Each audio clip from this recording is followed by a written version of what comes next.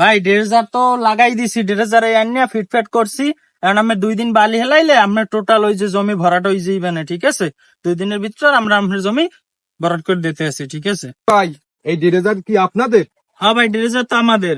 ও আচ্ছা ভাই, আপনারা তো এই এলাকায় নতুন, এই এলাকায় তো সাদাবাস টাদাবাস আছে। যদি কোনো সমস্যা টমস্যা হয় আমার অফিসে আইয়েন, আমি অফিসে বিকালবেলা আসি।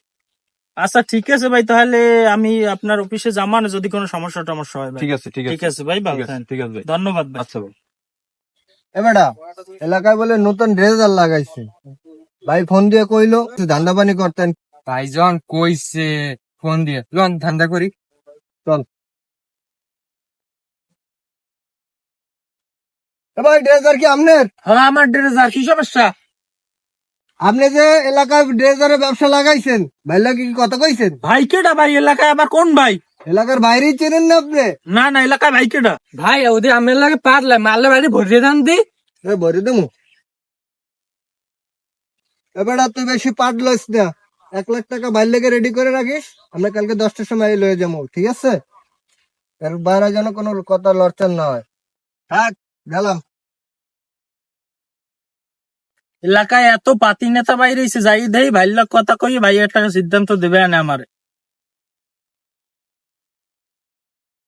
ভাই ও ভাই, ভাই ওদিক তো ঝামেলা হয়ে গেছে আমার।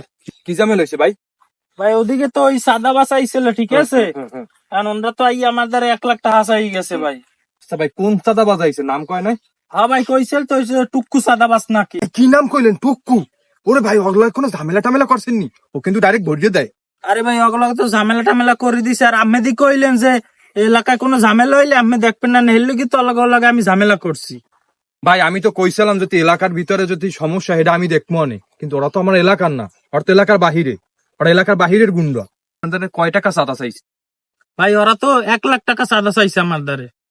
ভাই অগলাকে তো ঝামেলা করা ঠিক হইব না। আপনি আর তার চাইতে 70,000 টাকা দিয়ে দিয়েন, অগলাকে আমি ফয়সালা করবো অনেক। আচ্ছা ভাই, তাহলে আমি ওকে 70,000 টাকা দিয়ে দিব না, আর আমাকে একটু কই দিয়েন যেন আমার কাজে আর ওরা বাধা টাধা না দেয়, ঠিক আছে ভাই? তাহলে আমি চাই।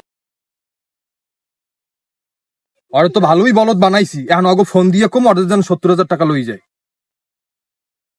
হ্যালো, ওদের যে 70,000 টাকা নিস। আচ্ছা ঠিক আছে।